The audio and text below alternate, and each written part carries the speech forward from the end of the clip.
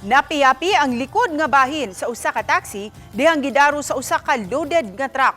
Naiguusab ang police patrol car sa Talisay City nga nag-checkpoint sa Cebu South Coastal Road. Ani ang report ni Fem Ridumabo. May pagkaguba sa likod nga bahin sa taxi, labi na sa likod nga habig sa driver's seat niini. Guba usab kaayo nga tubangang bahin sa flatbed truck nga gikargahan og sinakong mga semento nga midaro sa likod sa taxi pasado alas 3 ganihang kadlawon. Dako na lang ang pasalamat sa taxi driver nga si Hilyubin Nahid, 42 anyos nga wara siya na unsa. Giisip na niya nga second life na niya kadto. Ako ang nadawat ba nga mamatay na ko kay tungod sa kakusog sa impact sa sakinan ba. Nya kana ang nahuna-huna nako nga mamatay na gyud ko. Salamat sa Dios kay gitugot man nimo Ginoo nga mawala ko. Moto, mura kong kahilak ba kay kana ang sa halip sa inana bitaw nga panghitabo kanang kuan ba gitagaan mag ko kanang kaduhang kinabuhi. Mapasalamat do sa mga sakop sa Talisay City Police nga nagman sa tent nga nagsilbing checkpoint area haduol sa utlanan sa Talisay City ug Cebu City nga wala ra mo paingon sa ilang himutangan ang gidaro nga taxi. Gideploy sila aron pagsiguro sa seguridad sa mga delegado sa ASEAN Tourism Forum.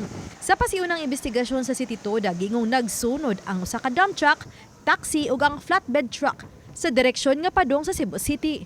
May U-turn ang dump truck sa U-turn slot haduol sa checkpoint area. Apan wa matud padayon kini nabantayan sa driver sa flatbed truck. Maong nadumbulan niini ang dump truck. Bato ni Joy tumula kepe sa City Toda nga tungod sa impact. Nalubag sa driver ang manubela sa flatbed truck. Pa right side, hangtod nga naigo niini ang nagdagan nga taxi. Og nahandos daplin sa dan. Dapagan usab ang police patrol car nga nakaparada daplin sa dan. Wa gyud maigo ang portion nga iyang gilingkuran pero didto may tama sa passenger side. Unya nyatong higayon na pod sa patrol car, dunay usa ka pulis nga nagsakay nga naglingkod sa luyo, nakabantay nakalayat ug siya pay pasultion hinay.